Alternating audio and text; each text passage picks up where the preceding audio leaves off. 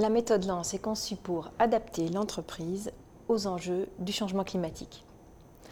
Elle repose sur l'immersion d'une spécialiste en transformation, moi ou quelqu'un d'autre, dans l'entreprise pendant un an. Elle peut s'appliquer à beaucoup de secteurs. Prenons le secteur de la mode et du textile, puisque plus de 50 entreprises, représentant environ 250 marques, ont signé en 2019 le Fashion Pact, qui les engage sur des objectifs dans 3 domaines, le climat, la biodiversité et les océans. Comment se décline la méthode pour une entreprise de la mode? La première étape est celle de l'observation, où c'est principalement la spécialiste en transformation qui travaille. Elle va prendre connaissance de l'entreprise, de ses employés, de sa façon de travailler, de son organisation. Et si l'entreprise a déjà fait faire un bilan carbone, avec une analyse de cycle de vie de ses produits, qui peuvent être des jeans, des robes, des sweatshirts, etc., elle analyse ce cycle de vie complet.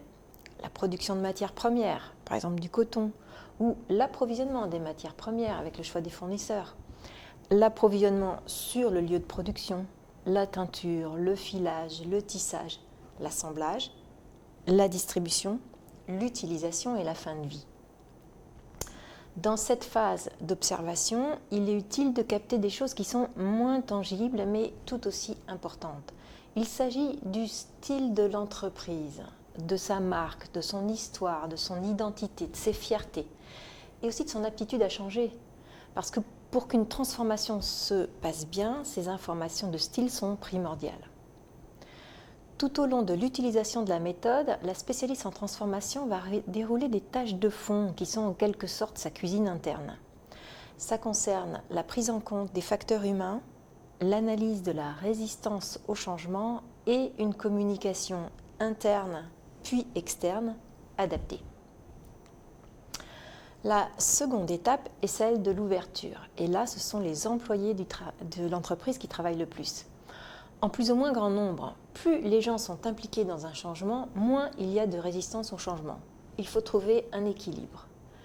Dans cette étape, l'entreprise va s'inspirer d'expériences extérieures. Il ne s'agit pas d'aller copier ce qui se fait, mais plutôt d'ouvrir son horizon pour laisser venir les idées. Les exemples d'inspiration dans le domaine de la mode sont nombreux. Allez voir des influenceurs, des créateurs, des DA, des consommateurs, des magasins, des marques pures comme Patagonia, ou encore aller voir ceux qui ont décidé de faire différemment.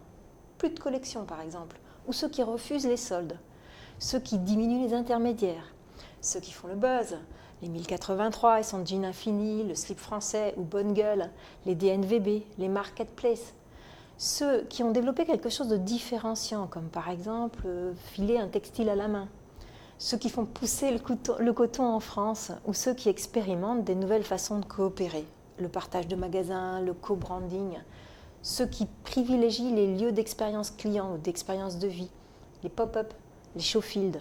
Bref, ouvrir son horizon, ouvrir ses chakras et partager ce qu'on a vécu avec les autres personnes de l'entreprise, avec des photos, des vidéos, des récits, etc. Vient ensuite la troisième étape, celle de la stratégie.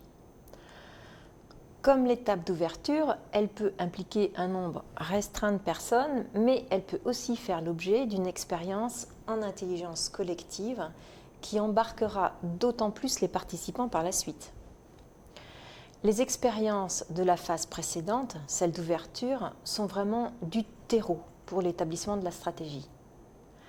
La boîte à outils du changement, qui est le support de la méthode Lance, regorge d'outils d'intelligence collective qui permettent de faire émerger le meilleur de plusieurs idées qui se rencontrent. Dans cette étape, on a aussi les pieds sur terre.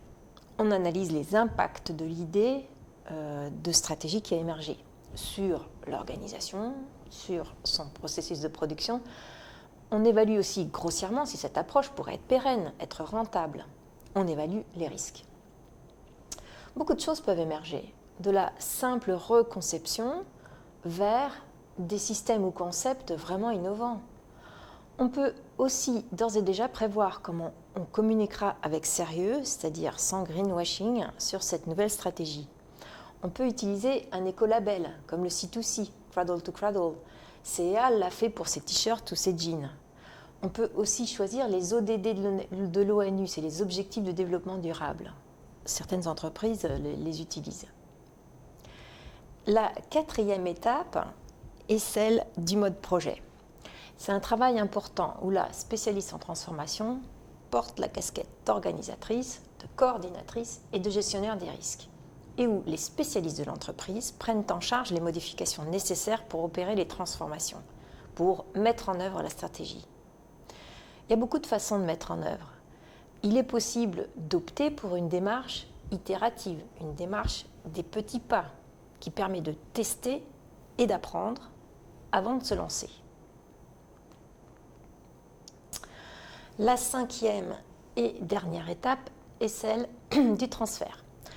La spécialiste en transformation s'assure que les modifications engagées, qui ne sont peut-être pas terminées, sont sur les rails et que l'entreprise a les ressources nécessaires pour atteindre les objectifs qu'elle s'est fixés. Et la nouvelle stratégie est lancée. Plus de détails sur methodelance.fr, tout en attaché. À bientôt.